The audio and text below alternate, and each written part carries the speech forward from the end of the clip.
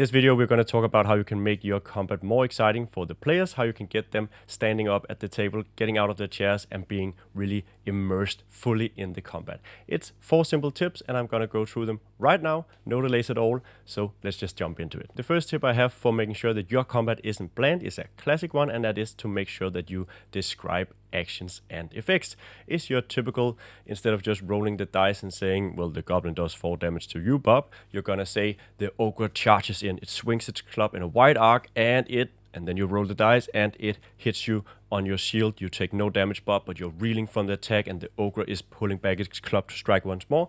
This can of course be quite taxing on you to do all the time, but when you can do it for those exciting moments as much as you possibly can, make sure to do that, because it will also inspire the players to do the same, and that just makes the combat a lot more fun, even if it's just I swing my sword and make an attack. This is probably one of the most important tips for making sure that combat doesn't just become a dice rolling game, but is actually something that feels real and keeps the players engaged. The next piece of advice I have is to use music and sound effects.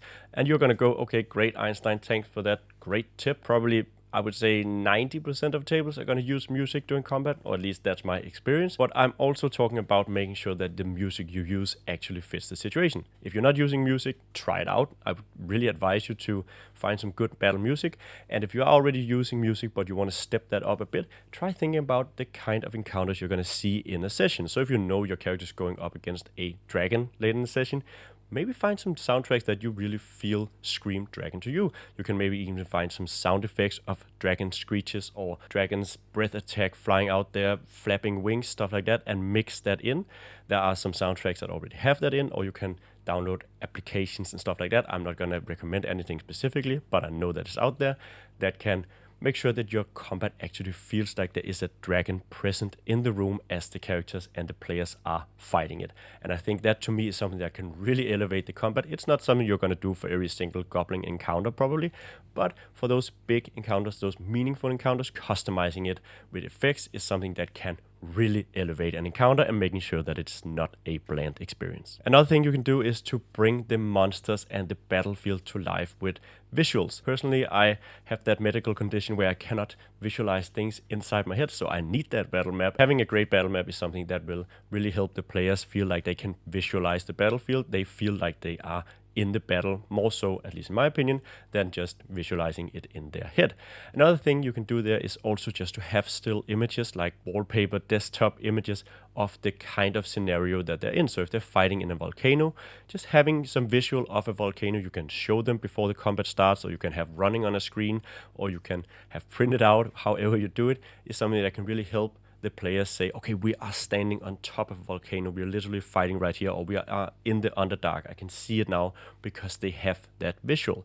The same of course goes for monsters, where just describing you are fighting a 4-armed demon and it's big, and if you can show them an image of the monster that they're fighting, that is also of course something that is gonna make it feel more real. And that can also of course just be having nice miniatures. Not everyone can afford those. I don't know if anyone can afford those, but just having an image you can take off the web and show to the players before the combat starts or during the combat is something that can really help elevate the combat itself. The same goes for effects and stuff like that. If you're playing with miniatures, you can find these fireball or wall of fire effects that you can sort of show that again keeps the players immersed more so, I think, and you can also do so for your VTTs and stuff like that. The final tip I have, and probably maybe the most important tip, is that you should make it dramatic. As the Dungeon Master, the players are going to follow your lead while at the table. They're going to look to you to set the tone for the encounter. So the more emotionally invested you're going to be in the combat, the more dramatic you're going to be about the combat, the more invested and immersed and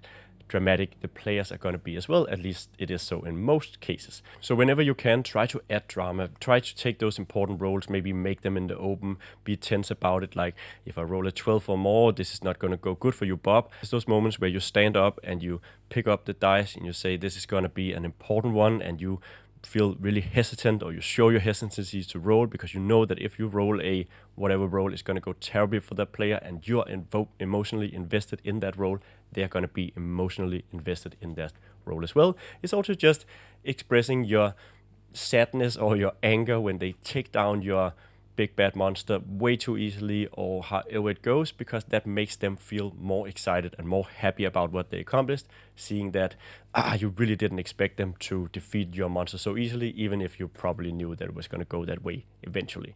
Just being emotionally invested, being dramatic, really upping the ante or making it feel like there is something at stake is going to help your players feel more immersed and make the combat feel a lot less bland. So yeah, those are my 4 tips for making sure that your combat doesn't suck because it's bland. If you like this video, you can see our other videos in this series where we talk about all the different ways you can make sure that your combat didn't suck. There'll be links to those in the description down below. There's also a playlist you can follow, and there will be more videos coming up in this series. If you also want to check out some of the other stuff we do, you can find our guides on dmsguild.com, and you can find our books and the newly arrived Heretic's Guide to Devotion and Divinity PDF in our web shop, which there is also a link to in the description down below. Now beyond that, there's not a whole lot left to say, except thank you so much for watching, and I hope that I'll see you in the next video.